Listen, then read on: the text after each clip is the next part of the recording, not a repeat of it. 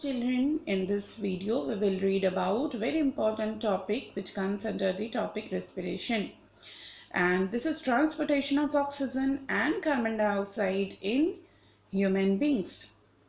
Children, oxygen absorbed by the blood in the lungs is carried by respiratory pigment hemoglobin present in red blood cells as oxyhemoglobin and throughout the body by means of arteries. We all know that oxygenated blood travels throughout the body through arteries, and hemoglobin is very much important respiratory pigment present inside the red blood cell, and this hemoglobin combines with oxygen to form a compound which is called as oxyhemoglobin, and this formation is for temporary purpose, and once it reaches to the cell, this compounds break down and oxidation inside the cell occurs. Children, carbon dioxide from the tissues is transported to the lungs by the blood by means of veins in two ways.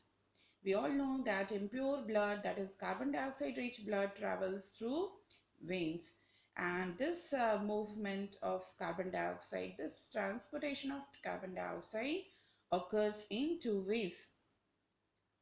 First of all, it is transported as bicarbonates dissolved in blood plasma, isn't it? Carbon dioxide is highly soluble in water, and we all know that plasma is the liquid part of the blood, so it gets dissolved in the plasma and forms bicarbonates and then gets transported.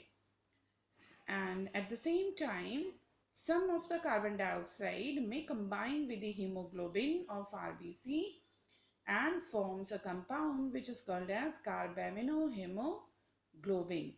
But mostly the carbon dioxide forms bicarbonates in the plasma and then gets transported. Here you can see structure of alveolar sac. You can see wall of air sac is highly thin, formed of one cell only, thickness is of one cell only, and at the same time you can see here blood vessels, isn't it? Blood is flowing inside this blood vessel. This is also highly thin, and here diffusion is taking place. Oxygen is getting entry into the blood and carbon dioxide is coming out of the blood into the alveolar sac. So this was all about transportation of oxygen and carbon dioxide in human beings. So till next video, goodbye.